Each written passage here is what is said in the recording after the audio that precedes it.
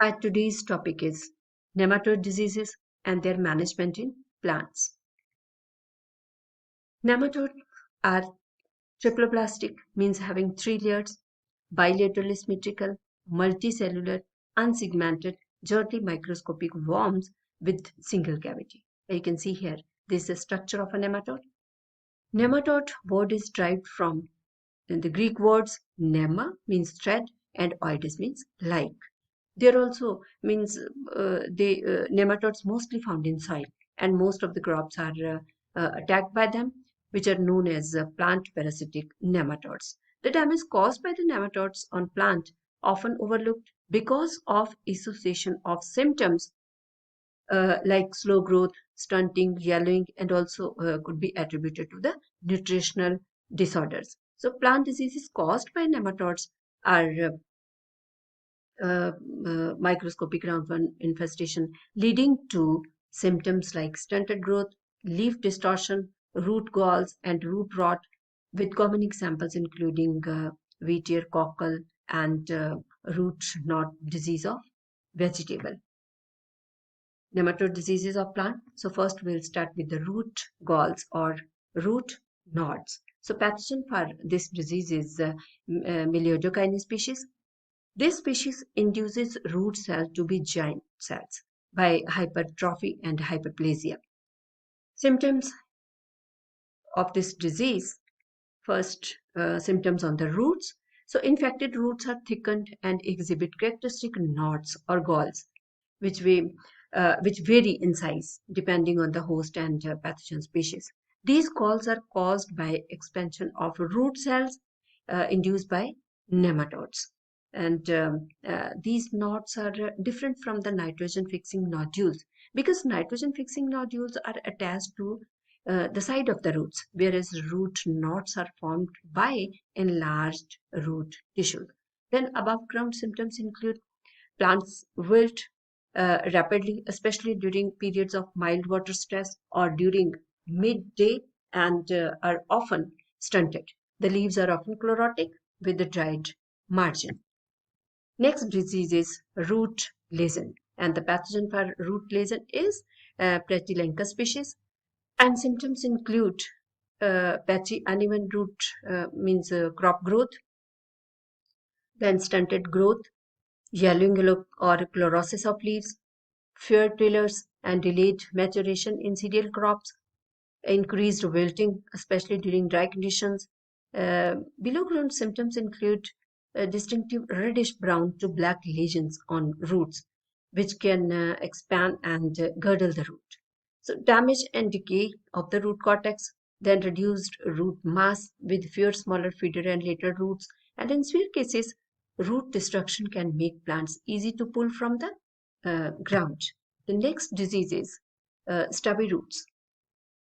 Pathogen for stubby root is Trichoderma species, and the most noticeable symptom of this disease is an overall stunting of the plant, and this is because damaged root system is unable to support the proper development.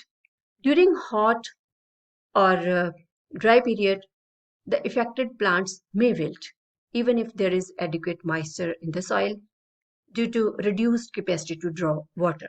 Leaves may turn yellow, means chlorosis, or show other signs of nutrient deficiency. Then field may have an uneven or poor crop stand due to stunted or killed seedlings. Then for crops like corn, the damage can lead to smaller kernel and ear and reduced yield. Below ground symptoms. The main symptom of this disease is the characteristic stubby appearance of the roots. This occurs because the nematodes feed on the root tips, arresting root elongation and causing the development of numerous short, thick lateral branches. In addition to the stubbiness, there is an overall reduction in the plant's root volume with fewer and shorter secondary root. And the constant injury to the root tips can lead to excessive root branching, creating a bunchy or bushy cluster of the rootlets. Next is spring dwarf root disease. Pathogen for spring dwarf disease is Aphelencoides frageri, and the symptoms include emerging leaves may be twisted, crinkled, leaves are smaller than normal and may have a rough texture. Then leaves may show reddening, particularly along the veins and edges. They may also develop grayish or brown spots and sometimes appearing water soaked. Affected leaves can become unusually brittle. On some leaves, lesions may appear as angular spots confined between the leaf veins, and the tips of the young leaves and stipules of older leaves may dry up and turn brown. So, overall plant growth is stunted and slow. Young plants may have a spider like appearance, and buds and blossoms can become malformed and twisted, and disease can lead to significant reduction in the number of flowers and size of the fruit that are produced. Next disease is white tip disease, and pathogen for white tip disease is also Aphelencoides, but another species that is Bessie, and it infects rice leaf tip. Symptoms for this disease are means the most prominent symptom of this disease is whitening of the top 3 to 5 centimeter of the newest leaves as they emerge from the sheath. The discoloration eventually turns brown and necrotic. Developing leaves, including the flag leaf that encloses the panicle, become twisted and crinkled due to nematode feeding.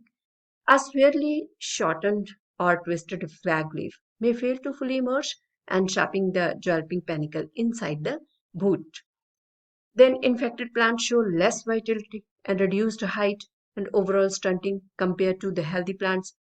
Panicles are often shorter and have a high degree of sterility with fewer spikelets.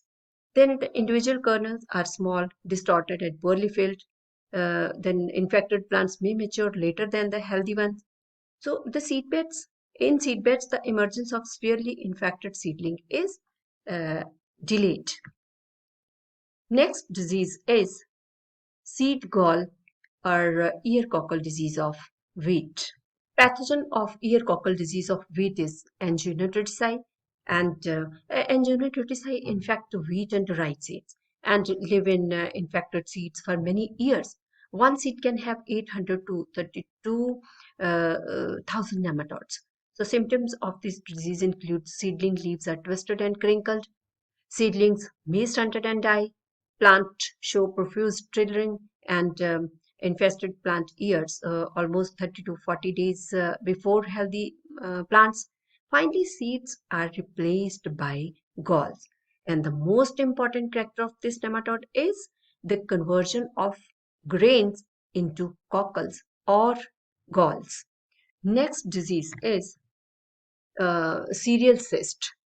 So pathogen for cereal cyst is Heteroderma aveni, and symptoms of this disease include plants affected by this pathogen are smaller in length and with large patches or larger areas up to several acres or entire field are stunted and chlorotic. Roots are thickened and highly branched. If the frequency of nematodes are high in the field, then cultivated plant density are less. Next disease is chrysanthemum leaf blight. Pathogen of chrysanthemum leaf blight is Aphelencoides rhizoma vosi. It is endoparasitic nematode and infect plant through guard cells. The most characteristic symptom of this disease is the formation of angular spots on the leaves, and the spots are V-shaped and start pale green or yellow before turning brown or black. The angular shape is the key identifier because leaf veins restrict the nematodes movement within the leaf tissues. So the spots typically begin on the lower leaves of the plant and move progressively upward. The infected leaves are eventually wither, turn brittle, and droop off. As the infection spread, the plant's overall growth can be stunted. Nematode feeding in buds and growing points can cause leaves to become distorted, crinkled, and deformed.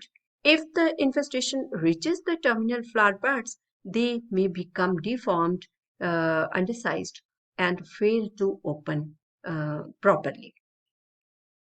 Then, in early nematode feeding can cause the first stem to be dwarfed, which forces the plant to produce more basal stem, resulting in bushy appearance. And in addition to the leaf damage, the feeding can cause buds and growing points to blacken and die. Next is management strategies. So, nematodes in plants can be managed using different practices or different methods like cultural practices, biological control, chemical control, etc. So, in cultural control, the main methods that we can use is the crop rotation, then sanitation means crop rotation means growing non-host crops for one season, one or more season.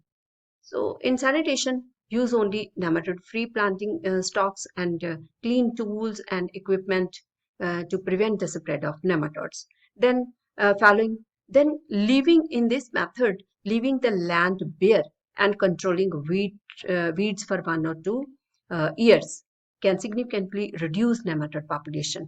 Then soil solarization means covering moist soil with the clear plastic trap during the hottest part of the summer. It can heat the soil and kill the nematodes and eggs. Then organic amendments, increasing soil organic matter by adding compost or manure can enhance the activity of organisms that prey on nematodes. Then weed control. Controlling weed is important as some can act as alternate host for nematodes. Then biological control. In biological control, uh, we can use the other living organism to control the nematode, like by using nematode trapping fungi, including fungi like Bacillomyces liliaceus. Then predatory bacteria. Predatory bacteria like Pasteurella penetrans, it attach to and parasitize the nematode and reducing their number.